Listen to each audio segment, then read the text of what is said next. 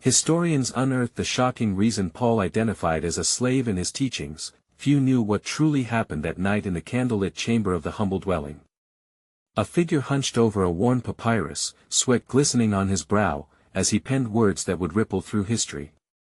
Paul of Tarsus, a man of profound conviction, suddenly identified himself as a slave, but to whom? And why? The air was thick with tension. Outside, the streets of ancient Rome pulsed with life.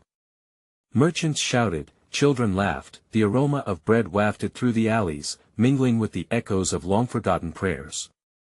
But within those walls, it was quiet, too quiet. Something monumental was brewing. Paul's heart raced. He had risen from a past filled with privilege, but here he was, claiming the identity of a slave. It was shocking, audacious. He embraced the title of servant not only to God but to the very people he preached to. It was a declaration of unity, of humility, wrapped in a cloak of impenetrable mystery. Why would one who knew freedom so intimately choose to identify with chains? Confusion tangled like a dark vine within him. His thoughts raced through a labyrinth of fear, pain, and purpose. Was he trying to bridge the insurmountable chasm of human separation?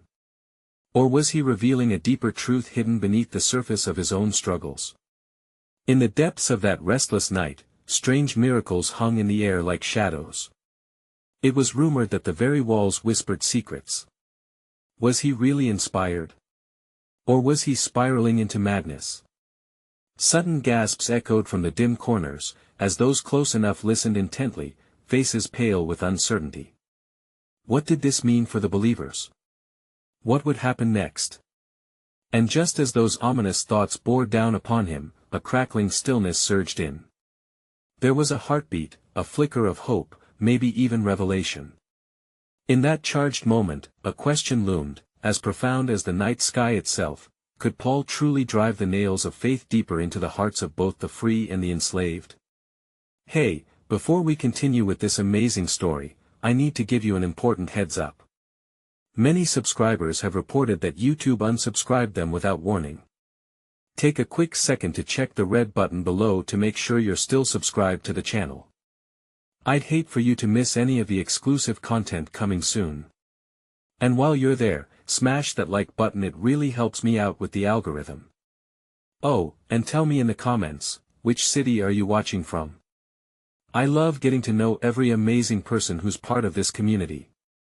Your participation makes all the difference. Let's connect.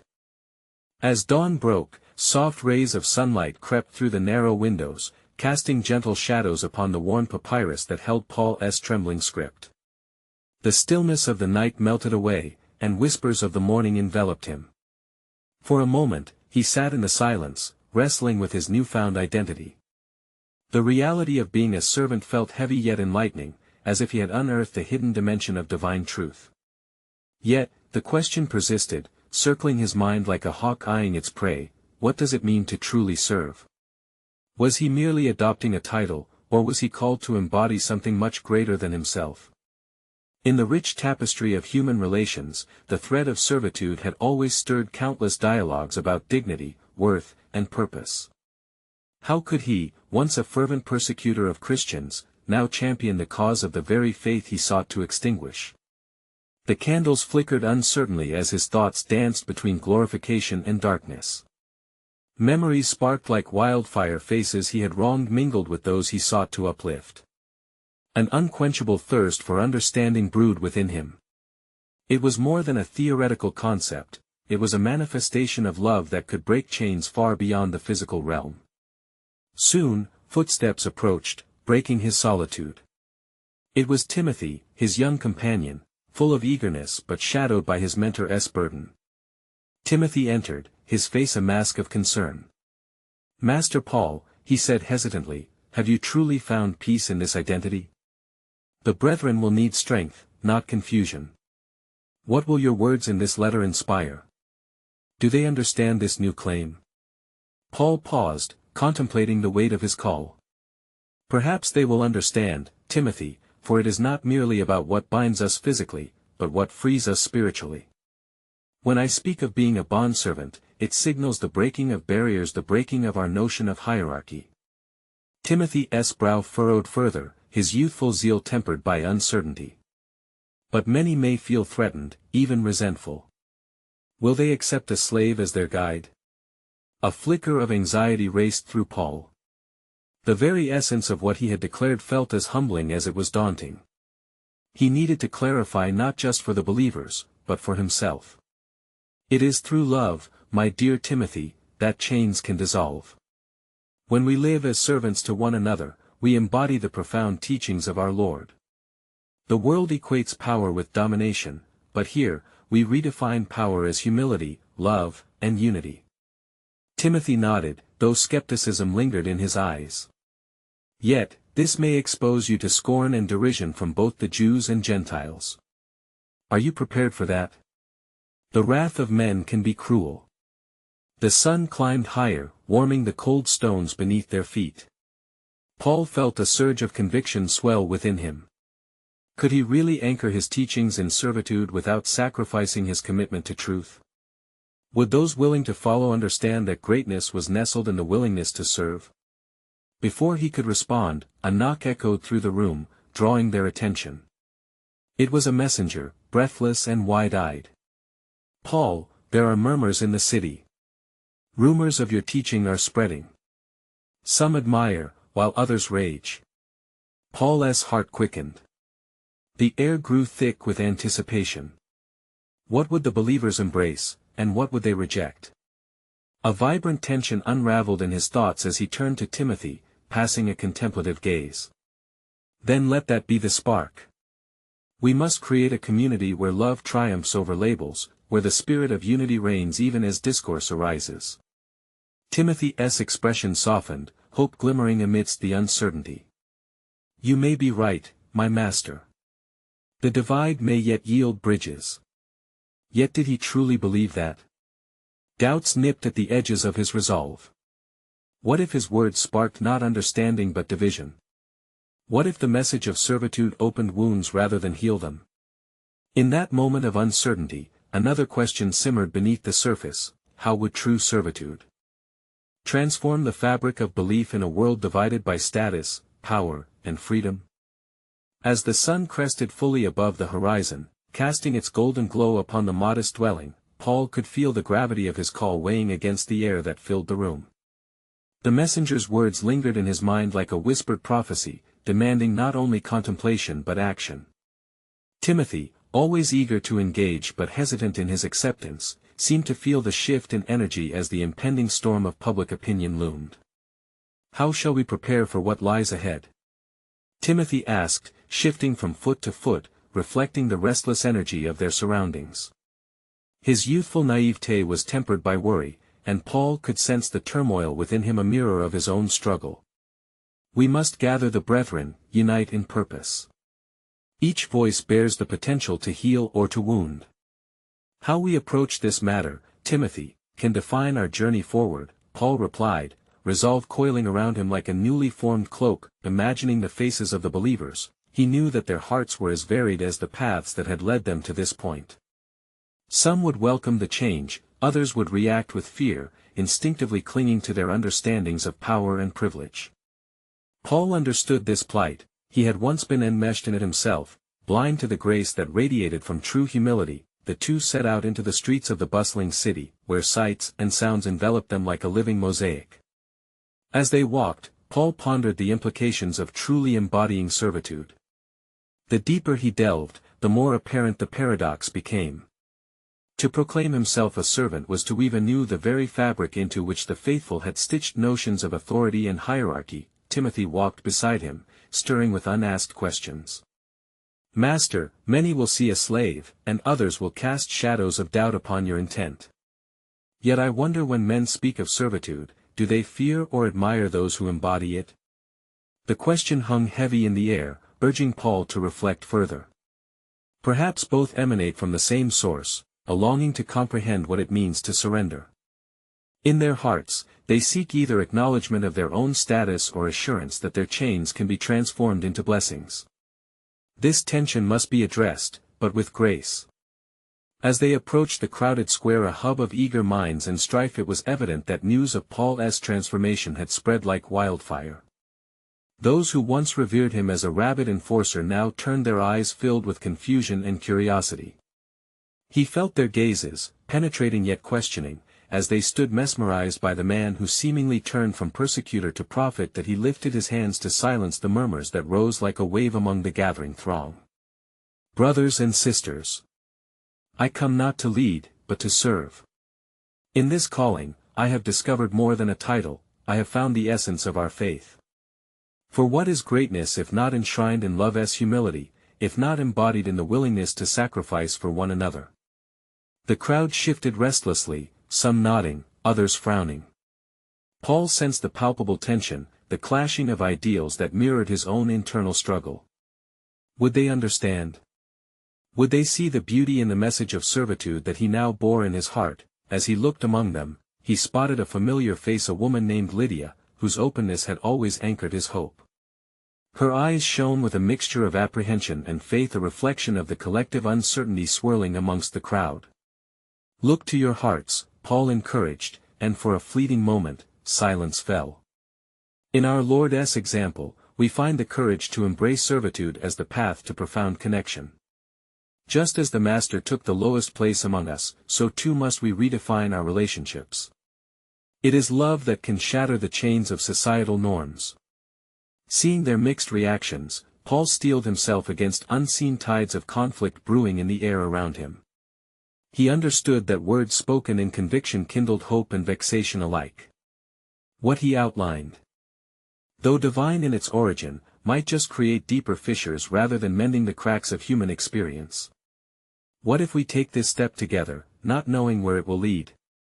He thought, a stirring of passion urging him forward despite his resolve being wavering, and so, he posed the question that would linger in the hearts of those assembled, casting out into the ambient chaos: will we dare to step into the unknown, seeking to shape power through love rather than fear? Can we receive the gift of servitude with open hearts, transforming our world even as we wrestle with its implications? The murmurs resumed, echoing through the city as uncertainty tangled with hope. The answer hung on the brink, awaiting discovery. As the sun began to dip toward the horizon, painting the sky with hues of orange and violet, Paul felt the weight of the gathering before him shift. The crowd, a blend of skeptics and seekers, responded to his invitation with a tapestry of emotions. Some faces illuminated with hope, others cast shadows of doubt, mirroring the internal wrestle that hung palpably in the air. Timothy stood closely beside him, life coursing through him like a river yearning to break free from dammed waters. Master, their hearts are restless. But it is in this turmoil that truth often emerges. Can we act as midwives to their understanding? Paul nodded, feeling the stirrings of an unseen hand guiding their discourse. Indeed. Let us not shy away from the questions that dwell in their hearts. Each inquiry bears the potential for revelation. Each doubt, a step toward deeper faith. With a deliberate expression, he took a breath and gazed upon the trembling assembly, who awaited his next words. He recalled a time when he had been resolute, unmoved by compassion, when he had condemned those who faltered in their faith rather than embracing them in grace. Now, he held a different truth, one that invited union instead of division. The path of servitude is fraught with misunderstanding, Paul declared, his voice carrying a thread of urgency. We each bear burdens, invisible chains of societal expectations that confine our hearts. Can we not see the power that lies in breaking those bonds and choosing to serve in love rather than seeking dominion? A murmur rippled through the crowd, a low chorus of agreement and dissent. Lydia, her heart as steadfast as her gaze, dared to step forward, her voice steady yet laced with concern. But what of the freedom we seek? What if, by bending low, we spiral deeper into servitude until we are lost? Can one find true liberation in surrender? Paul's eyes sparked with the challenge. Ah, but that is the exhilarating paradox. Freedom is not the absence of servitude, but rather the recognition of where true authority lies within our hearts, in loving and being loved. We shall not be lost, dear Lydia, but instead found deeper in the embrace of our Creator and each other. As Paul spoke, the sun dipped lower, casting elongated shadows over the assembly, creating a dance of light and darkness that seemed to mirror their inner conflicts. Whispers turned to spirited discussions, both affirming and disputing his claims. Timothy's gaze danced around the crowd, absorbing their varied reactions, the latent hope, episodic fear, and the exhilaration of possibility. A figure in the back raised his hand, a man who bore the marks of hardship upon his face. But is there not a risk, Paul? Do you not see that those who hold power may not release it so easily? What if they choose violence over understanding? For a moment, Paul pondered the prospect of violence, a brutal counterpoint to the love he had come to cherish. Indeed, he replied thoughtfully. When confronted with change, there will be resistance. But it is in our response to that resistance that we define our faith.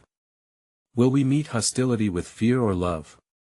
The man's brow furrowed as he considered this. And if love leads us to destruction? What of your life, Paul? You've already faced the wrath of men once. What if you place our lives in danger with your call to humility? Paul's heart stirred, he understood the danger. Yet he lifted his head high, choosing transparency over despair. A servant's call is not without risk, but it is a promise of transformation. If we wish to be woven into the tapestry of God's purpose, we must risk the peril of genuine love, a love that willingly surrenders even to the point of death. With that, he glanced over at Timothy, who echoed the concern in his own way. Master, each step we take further into servant leadership places us at odds with the world we know.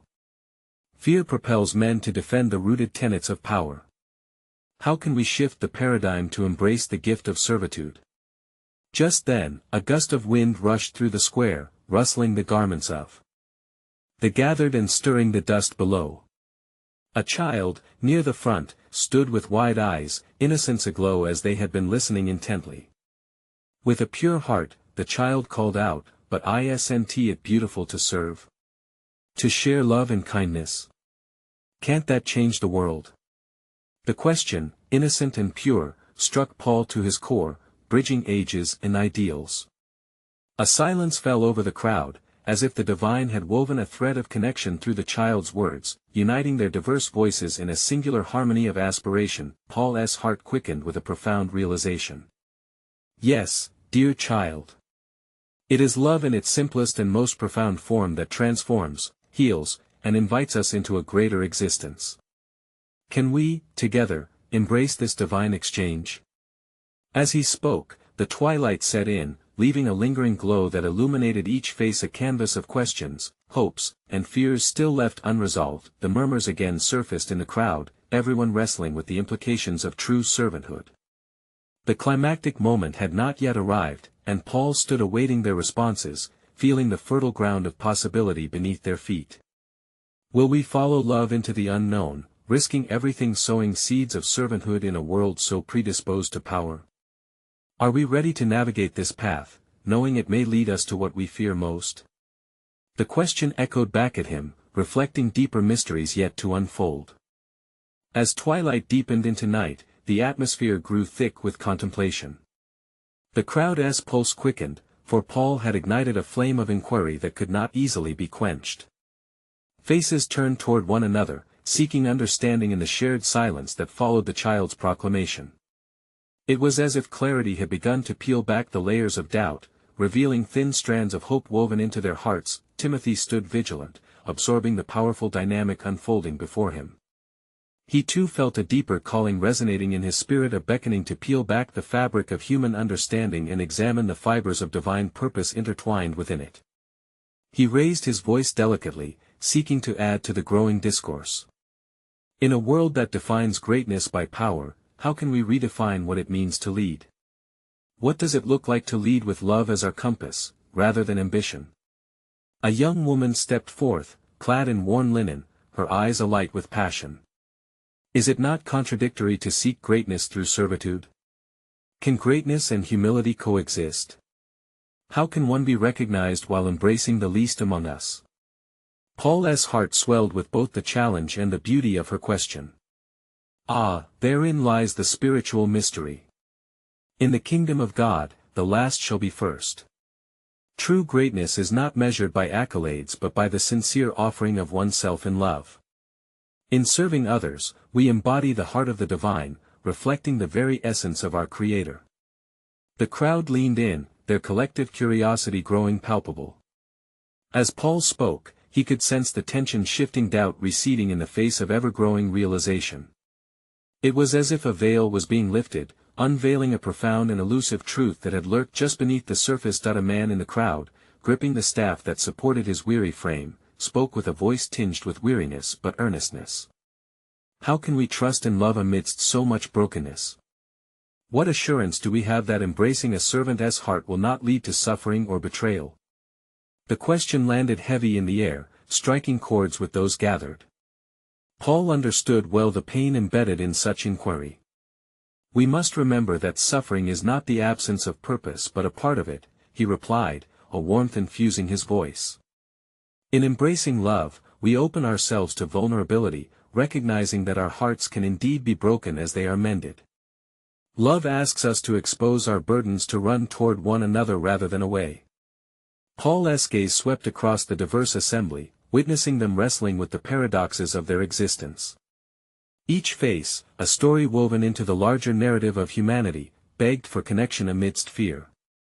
He sensed the walls of cynicism slowly crumbling, replaced by threads of hope that began to stitch together their common yearning.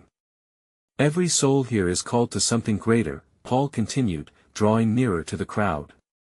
We are not merely servants or leaders, but brothers and sisters on a journey toward realizing our true identities in Christ. In this way, servanthood is freedom. It is the beautiful acknowledgement that our strengths are not for ourselves but for one another. As the stars broke through the darkened sky, twinkling like distant promises, a faint glimmer of understanding ignited a spark in the assembly.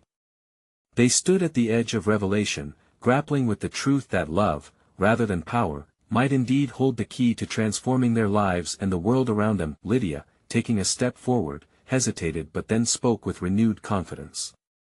But what of those who would misuse such freedom? What if servitude becomes a tool for deception? Can we trust in this calling when the world continues to wage war over authority?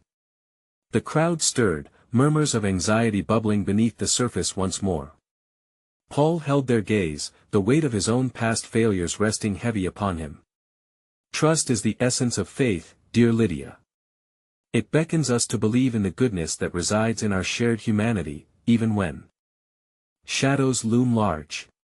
Each step into servanthood invites us to cultivate a deeper connection with each other and with God. The uncertainty hung palpably, the air thick with unresolved questions as the gathering took in his words. Paul felt the urgency of their need for direction, yet he knew the resolution would not come easily. Looking once more upon the crowd, he posed another question, a lingering mystery that rattled through the night air. How do we discern the path of love amid the clamor of our fears? Are we willing to take the first step into the unknown, trusting that through servanthood, we will discover the truest form of liberation, one that transcends our understanding? The question hung heavily, intertwining with their hearts as the night deepened, leaving the crowd immersed in contemplation, eager yet apprehensive for what lay ahead. The night wore on, the stars blinking down as witnesses to the unfolding dialogue. As the crowd remained poised in a shared reverie of uncertainty, Timothy felt the weight of the moment. His own path had been marked by struggle, yet within that struggle, he had tasted the sweetness of grace. It was a narrative of both freedom and captivity, threaded through the paradox of servanthood that Paul spoke of so fervently. Among the revelations of servanthood lies a deeper truth, Timothy ventured, his voice moderate yet carrying an urgency that compelled attention. We often view ourselves as either free or enslaved, yet Paul teaches us that true bondage can be found in the hollow pursuits of self-interest. Is it not possible that we enslave ourselves to our own desires, while the ultimate freedom lies in surrendering to love? The crowd nodded, a ripple of understanding flowing through them. In the flickering torchlight, each face revealed a story, a tapestry of struggles where they sought freedom but often found themselves ensnared in the very ambitions they pursued. Timothy raises a compelling point, Paul interjected.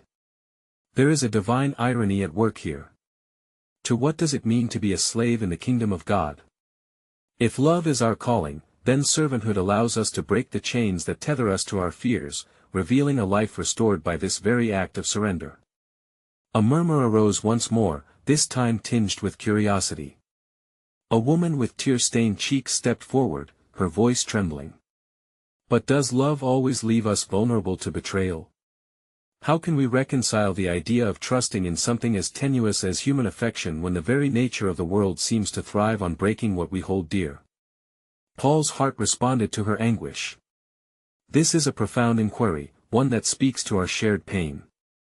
Love does indeed encompass vulnerability, but it also offers us the opportunity to rise again. We hold on to hope, a fragile yet unyielding force that binds us to the Creator's intentions for us. When our hearts are broken open, we may discover more than loss, we can unveil a deeper connection to each other and the divine. A silence enveloped the gathering, as heavy as the night, the sincerity of their questions echoing in the air. The fear of opening oneself to love appeared almost insurmountable, yet the whisper of courage stirred within them. Mastered by love, we may find peace in servanthood, Timothy added, his voice steady. Yet, if we are surrounded by those who cling to deception, how do we guard our hearts? How do we continue to give without being consumed by fear? Paul reflected on Timothy's question, feeling the weight of the collective heartache. In this journey, discernment becomes a sacred practice. We must lean into those who share our journey and walk alongside us in love. The protection we seek does not come from erecting walls but from allowing love to be our shield. Together, as a community, we forge a path where vulnerability does not lead us to isolation but to communion. As the words hung in the air, a flicker of hope began to rise. Eyes that had once held doubt now shone with the possibility of transformation. Yet still, the tension remained, an unresolved invitation to journey deeper into this exploration of what it meant to love without abandon amid fear of loss. Beloved, Paul said, embracing the quiet that followed. The struggle continues. In this embrace of our vulnerabilities, we must ask ourselves, how do we cultivate trust in a world that challenges our willingness to love? How do we remain steadfast in the face of betrayal, and can we believe that through our shared journey, we will find strength in our scars?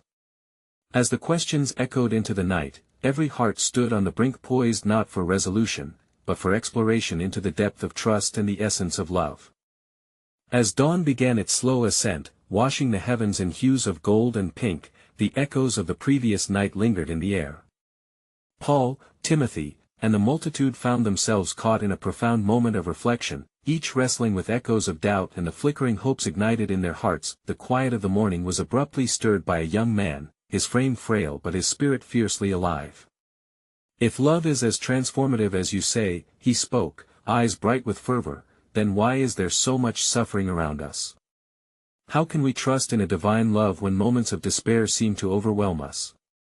The question hung precariously in the air, as the crowd collectively inhaled, contemplating the storm within their own hearts. Paul turned to the young man, sensing the weight of his words. Ah, dear brother, suffering is the very soil from which compassion emerges. It is a crucible that forges our character and deepens our connection with one another. Like Christ, who embraced suffering to reveal the depth of divine love, we too must journey through our pain. But does that not feel like a betrayal of love itself? Came the voice of an older woman, her brow furrowed with worry. How can love ask this of us? It is a perplexing paradox, I concede, Paul acknowledged, his voice gentle yet firm. What we often label as betrayal can transform us if we allow it. Consider the story of Joseph, cast into the depths of despair by those who should have loved him most. His path through suffering led him not to bitterness but to the reconciliation of his family and the salvation of many. It is in those moments of deepest trial that we glean our most profound insights and cultivate the strength we never knew resided within.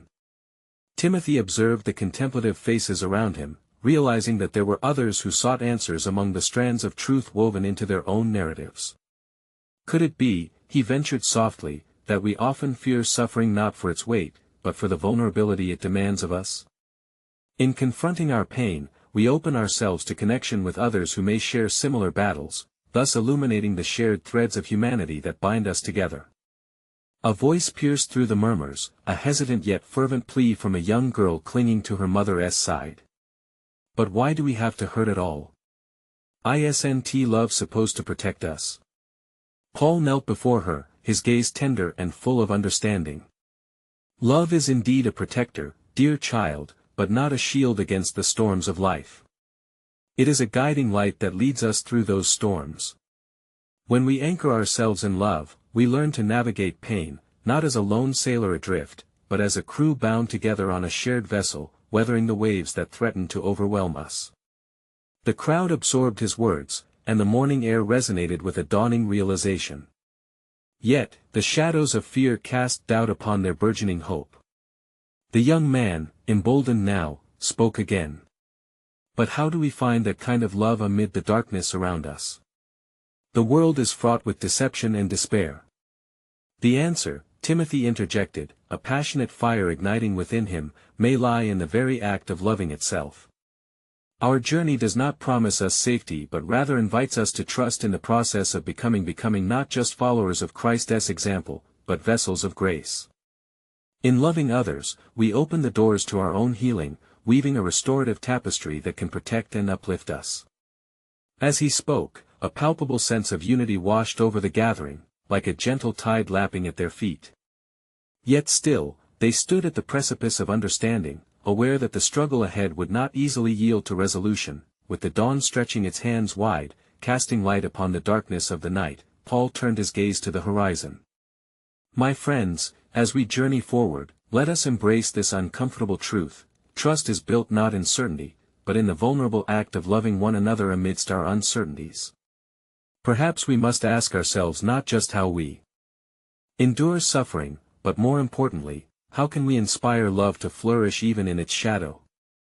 And with that, a question hung in the air, waiting to be plumbed deeper. In a world that offers moments of betrayal, can we still believe in the transformative power of love, and what might that reveal about our own capacity to trust amidst the discord of our lives? As the sun climbed higher in the sky, bathing the gathering in warmth, Paul felt an urgency rising within him. There was a thread that needed unraveling, a deeper layer to the conversation that lay just beneath the surface. He could see it in the faces around him, curiosity mingled with apprehension. It was time to delve into the heart of their struggle, to speak of the paradox that had shaped his own calling. Brothers and sisters, he began, his voice steady yet imbued with urgency, let us ponder another dimension of love and suffering. Consider the essence of servitude. In my teachings, I have often described myself as a slave, yes, a slave to Jesus Christ. This identification might seem shocking, yet it unveils a mystery that binds us all. To embrace servitude is not to diminish oneself, but to elevate the purpose of our very existence. The crowd shifted slightly, an unsureness rippling through them as they wrestled with this notion. A man stepped forward, his brow furrowed. But Paul, how can one find freedom in being a slave? Isn't servitude a form of bondage? Paul smiled softly, sensing the man's struggle. Ah, but dear friend, therein lies the profound truth of divine love. It is in the act of surrender that we discover true freedom. When we yield ourselves to serve others, we break the chains of selfishness and fear that bind our hearts. Love invites us not to seek our own comfort but to lay down our lives for the sake of another. Timothy glanced at Paul, aware of the delicate path they were treading. Is it possible, then, that our understanding of suffering and freedom must be redefined? We have been taught to view freedom as the absence of pain, yet what if, in our willingness to embrace suffering alongside love, we find a new kind of liberation? An older man, his face lined with years of hardships, raised his hand. But what of those who suffer unjustly? Is it not cruel to suggest that their pain serves a purpose if it is born of the malice of others? Paul's heart ached at the weight of the question, knowing too well the depth of pain that could arise from such injustice. You speak of a reality that echoes in many lives. The suffering that originates from cruelty is indeed horrific, and yet, even here, love has the power to transform. When individuals choose to respond with love, they disrupt the cycle of vengeance and despair. It becomes an act of defiance against the darkness, a refusal to allow hate to thrive. A ripple of recognition washed over the crowd, a faint glimmer of hope igniting in their hearts. Timothy, sensing the moment, ventured further. Perhaps it is here, in these shared struggles, where we find the humanity that binds us. Consider the love shown by Christ. He suffered at the hands of those who sought to destroy him, yet his response was one of mercy, reminding us that love can emerge from the deepest wounds. Indeed, Paul affirmed, a warmth spreading through him. When we witness the suffering of the innocent, we are called not to despair but to act to become vessels of love that can extend grace and compassion into our broken world. Just as I identified myself as a slave to love, perhaps we too can see ourselves as servants to a greater purpose, a purpose that calls us to alleviate suffering wherever we may see it. The young girl who had previously spoken up, her spirit still flickering with curiosity, asked timidly, "But how can we, mere mortals, rise to such a calling when darkness feels so heavy?" Paul looked deeply into her eyes, feeling the weight of her worry and the purity of her question. "It begins with small acts, dear child. A shared meal, a kind word, or a moment of listening can ripple outward in ways we cannot yet see. Love does not demand grand gestures, it asks for sincerity and willingness to bear another's burdens. In these daily choices, we cultivate seeds of hope that can flourish even in the darkest soil." As the crowd absorbed his words, lightness began to take root amidst their struggles. Yet, a lingering unease remained, doubt still whispered in their hearts. The young man who had first posed the question of suffering spoke again, his voice steadier this time. "But what of the cost? How many times must we love when it seems that suffering only deepens?" Paul felt the weight of this inquiry, recognizing its significance. Therein lies the heart of the matter, my friends. The cost of love may be high, yet it is the very currency of divinity. We may not always see the fruits of our labor in this life, but trust that love when poured out is never in vain. Perhaps we must ask ourselves not only how we can rise amidst pain, but what it truly means to embrace the call to love, knowing the shadows may always linger close. As the sun cast golden rays upon them, illuminating faces both worn and youthful, another question lingered in the air, waiting for exploration. In what ways might our acts of love invite transformation, both in ourselves and in a world aching for healing, yet simultaneously draw us closer to our own vulnerabilities? As the gathering began to settle into a contemplative silence, a gentle breeze danced through the trees, carrying the scent of blossoming flowers into their midst. Paul paused, allowing the stillness to envelop them. Yet, amidst the calm, his spirit was ignited, sensing yet another layer of truth awaiting discovery. "Dear friends," he continued, his voice rich with sincerity, "let us delve deeper into this mystery of servitude that calls us not only to action but to understanding. What does it mean to be a slave to love, and how can we reconcile that with the heaviness of our burdens?" An elderly woman interjected, her voice trembling but resolute, "Is it not a contradiction, Paul? To be a servant and yet to find joy in it? Is joy not reserved for those who are free, unshackled by the chains of obligation?" Paul nodded appreciatively, acknowledging her profound observation. But therein lies a pivotal truth. The joy of servitude does not stem from freedom as the world defines it. Rather, it is birthed from a heart that willingly embraces the call to serve others. True joy emerges when we recognize that in loving, we are participating in the divine flow of life itself, a flow that brings us not only closer to one another but also to the heart of God. The crowd murmured in intrigue, and soon a young mother, cradling her infant, raised her voice. "And what of our own needs, Paul? We are often desperate for our own joy, our own relief. How can we focus on serving others when we ourselves feel empty or broken?" Paul felt the weight of her question, its honesty resonating within him. "Beloved sister, you touch upon a crucial aspect of this journey. It is not that we deny our own wounds, rather, in acknowledging them, we find a profound connection to others. Our vulnerabilities can become pathways to understanding, allowing us to encounter empathy, compassion, and healing. When we meet our own needs through love, we facilitate the act of opening ourselves to others, thus revealing that we are all intertwined in this divine tapestry." Timothy, standing with rapt attention, pondered aloud, what if our suffering, our brokenness, could be seen as our greatest teacher? If we allow it, could it lead us to a deeper understanding of love, one that transcends mere sentiment and finds its form in action? Indeed. Paul replied, a spark igniting in his eyes. When we view our struggles through the lens of love, they lose their power to isolate us. Instead, they cultivate within us a sense of community, both with those who suffer alongside us and those who find strength in responding with love. We can bear witness to one another's pain and thereby transform our suffering into a bridge to a shared grace. A voice, hesitant but filled with yearning, emerged from the back of the crowd. But Paul, how do we move from understanding to action? When the weight of the world feels insurmountable, how do we find the strength to act in love? Paul took a breath, feeling the gravity of this moment. Remember, dear friends, that love does not call for grand actions, it invites a heart shift. When you nurture love within, however small, it radiates outward. A shared burden lightens the heart.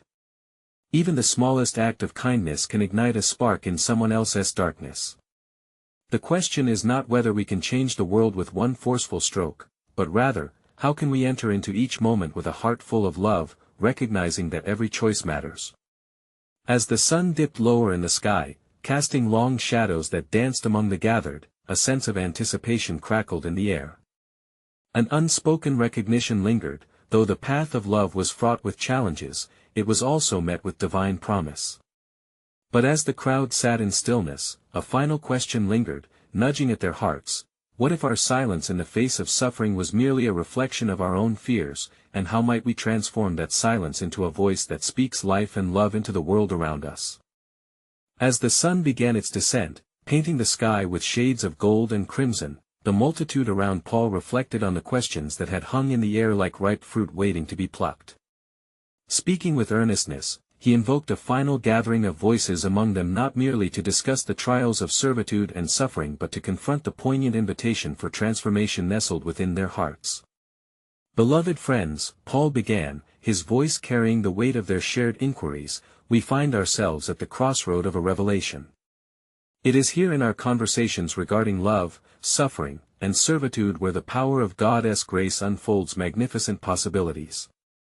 Looking upon the faces of those gathered, he saw reflections of their struggles, the children of the night wrestling with doubt, the elders marked by history yet yearning for change. The journey ahead may be illuminated not best by answers alone, but by the act of living into love together. Before he could continue, a woman in the crowd, a figure whose presence had been hauntingly quiet, stepped forth, her eyes shimmering with tears. "But Paul," she said, her voice trembling yet filled with determination. "How do we manage our fears? We long for love, yet we are paralyzed by wounds of betrayal and doubt. What does it require for us to take that leap into a love that bears risk?" Paul's heart quickened, he understood the magnitude of her question. "Ah, dear sister," he replied gently, "your inquiry strikes at the heart of our human condition. To love is to invite vulnerability and uncertainty. But perhaps, like a ship sailing into uncharted waters, we must learn to trust not only in the winds that carry us but in the very compass of our hearts. It is trust and anchor in love that grants us the courage to venture forth." In that moment, a soft wind stirred, caressing the faces of those present, as if affirming his words. Timothy stepped closer, emboldened by the atmosphere of shared yearning. "Together, then, can we not dare to weave our fears into strength, transforming doubt into action? When we band together, we not only support each other but also magnify the potency of love-filled servanthood, creating ripples that may reach beyond our own lives." The crowd shifted, eyes growing wide as they absorbed the profundity of this possibility, a communal resolve beginning to spark. Can we take the courage to question how not only to embrace love but to become conduits of it? Paul continued, a fire ignited in his words. What if we dared to release our preconceived notions of power, elevating service not as a stage for ourselves, but as a canvas reflecting the beauty of divine relationships forged in unconditional love? One by one, voices emerged, echoing the growing understanding. A young man stood, his brow furrowed with thought. But what of the consequences? What if we love fiercely only to see it rejected? How does one stand in that fire without being consumed?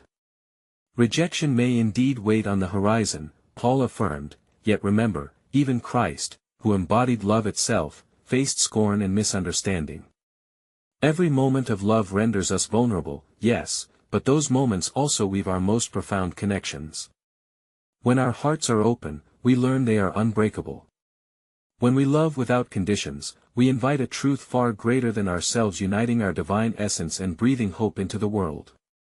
Serve as Christ served, and let the legacy of love resonate through your actions. In that instant, understanding began to settle like the twilight around them, wrapping their collective spirit in the warmth of shared determination. A woman, emboldened by Paul's words, spoke with newfound clarity. If servanthood begins with love, then perhaps we must ask ourselves, what is it we can offer our communities? What gifts reside in our hearts that we can extend beyond ourselves? A powerful energy resonated through the gathering. It stirred possibilities and ignited desire as each person reflected inwardly, kneading their own realities into the fabric of shared purpose. Paul sensed a shift, as the air thickened with anticipation, awaiting the revelation that lay ahead. Let us make no mistake, the call to servanthood is not one of ease, he continued, standing resolutely in front of them, full of passion.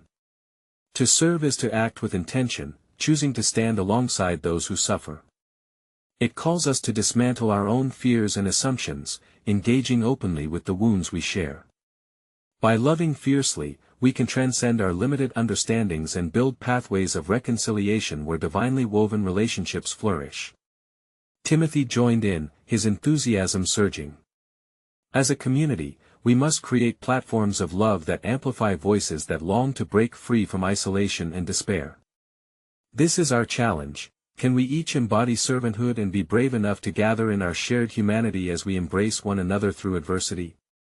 A ripple of agreement surged through the assembly, igniting sparks of resolve. Yes. They echoed softly, voices rising.